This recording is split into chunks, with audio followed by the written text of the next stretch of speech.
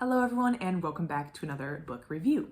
Today I'm going to be reviewing Volume 7 of Komi Can't Communicate. This is what the cover looks like. I read this in the ebook format because my library didn't have Volume 7 in the paper copy on the shelf.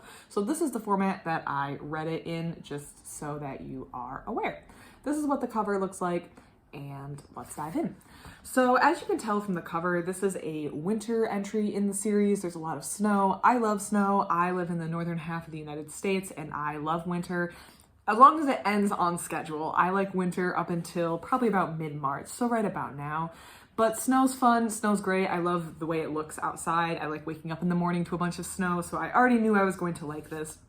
This takes place around Christmas time, and there's a couple things going on in this volume. The first is Christmas party that is arranged by our ever favorite character, Najimi. Najimi kind of schemes and plans and gets everyone moving. Najimi's gender is kind of ambiguous.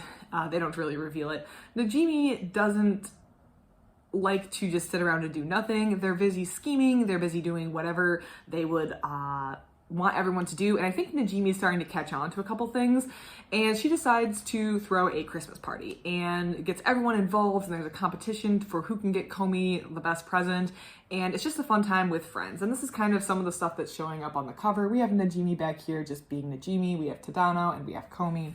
So things are going well. And that part is just fun, it's friends, it's doing their thing. And then there's a second big event in this volume that I think is starting to cause a bigger plot to gain steam. So Tadano winds up getting ill, he's getting sick, and no one's there to take care of him, and he's calling people because he wants food, and he's laid up in bed. And I believe he thought he called Najimi, but he accidentally called Komi. So Komi actually comes over and pampers, babies him while he's delirious with fever. And this kind of shows something that, most people have seen coming. If you've read this entire series, I think you will have seen it coming at this point, but it's these budding feelings that Komi's having for Tadano, and I am very interested in where this is going because I like it. Tadano is ill.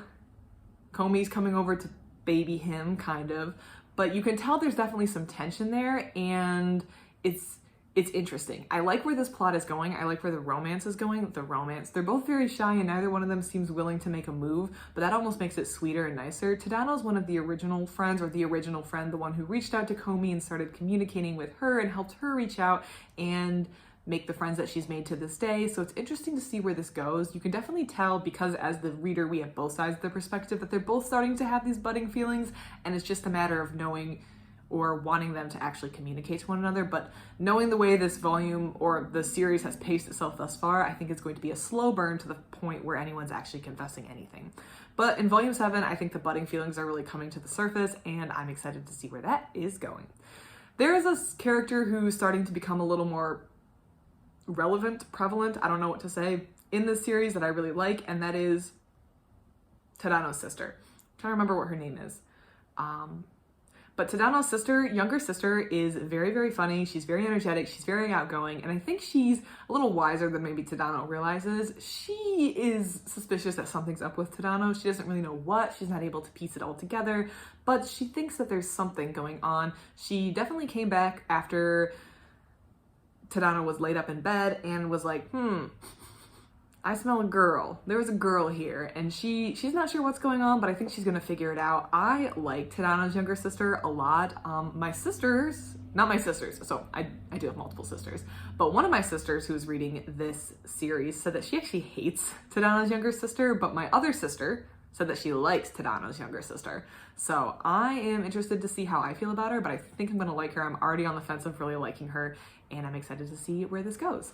So yeah, that's my review of Volume 7. I really liked this volume, and I'm excited to see where the series goes. If you've read this volume or have any thoughts on it, I would love to hear it. Other than that, thank you so much for watching, and I hope you have a great rest of your day.